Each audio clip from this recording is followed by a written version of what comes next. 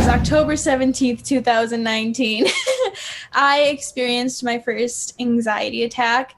And to me, let's just walk through the day. So it was fine. I was living my best life. I went to class. I had a midterm. But I was also very involved. At this point in time, I was the most involved with clubs, with student leadership positions. And at that time, the person who would run this main office of CSI, there wasn't anyone. We were looking for someone to hire at that time. So it was, student leaders trying to like help run and keep everything afloat, it's a lot. So I had never had so much stress like this before. So I was just walking around. I remember I went to go grab a sandwich from the cafeteria. And as I was ordering, my chest started tightening. And I was like, in that moment, I swear, I thought I had asthma. I was about to start running down those halls and ask someone for an inhaler because I was like, someone needs to help open up my lungs. I was like, I can't do this. But it was so odd. And then I started getting very dizzy. And I was like, okay, like there's something like medically wrong with me. I don't know. So then I remember going back up to CSI. And at the time we had grad interns. Thank God for them, because since they were much older than me, some of them had experienced anxiety before. So they sat me down and they were like, you're having an anxiety attack. Like you need to try and de-stress, try to like ease your mind as much as you can. But that's the thing with anxiety is it lies so much deeper than just your thoughts.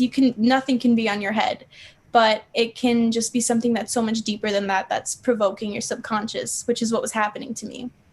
So they were like, just try to breathe. So they did breathing exercises with me, which after a while of not being able to breathe, it really helped open that up. And, breathing techniques really help recenter yourself, which is something that I learned from them and through Vanessa. She is actually interning at a crisis hotline. So she helped me with little tricks with that. But, just the aspect of learning how to cope with something that's so uncomfortable physically and coming to terms with the fact that this is something that's going on with me mentally, but it impacts me in such a physical way was so hard for me. But I think honestly having the support group that I have with, CSI as a whole, but my friends who have also lived and experienced that and kind of just telling me time and time again that this is normal, this is something that happens, you're not dying, you're not alone, really helped ease my head, because in those times you really feel like you are alone and that you're the only one experiencing this. Did you ever reach out and talk to a therapist and find ways to cope with this and manage it? I did not, which seems kind of like a no-brainer. Why wouldn't I? But I also judgment. There's no judgment at all.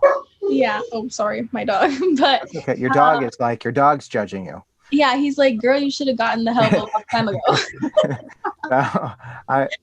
I'm just curious, and I know it's a personal question. I want to respect your boundaries, but right. I just like to understand, because so many people are dealing with so much stress and anxiety. Right. I think for me, I don't know, actually, there really isn't a specific reason why I think a big reason that I didn't seek help, and I think also I'm playing into the stigma that I'm trying to break, which is a little bit hypocritical here, but I also feel like at that specific point in time, I was able to deal with it on my own and it got better, but it never really gets better until you get that professional help, right? Because I'm only one person and I'm not educated enough to help myself. But at the same time, when it was getting so bad, I felt like no one in their power could help me because it was just so bad at that point. Yeah. But I think like also learning self-help techniques. I write a lot. I really love writing. And I feel like as soon as I get into like these really anxious moods, I put that all out on paper. And writing for me is a form of therapy, which I know it is for a lot of people, but yeah. I definitely would not stray away from actually receiving like professional therapeutic help. I think that is something that I'm working towards as a goal, because if I want to help make a change, I definitely want to like have that change affect me.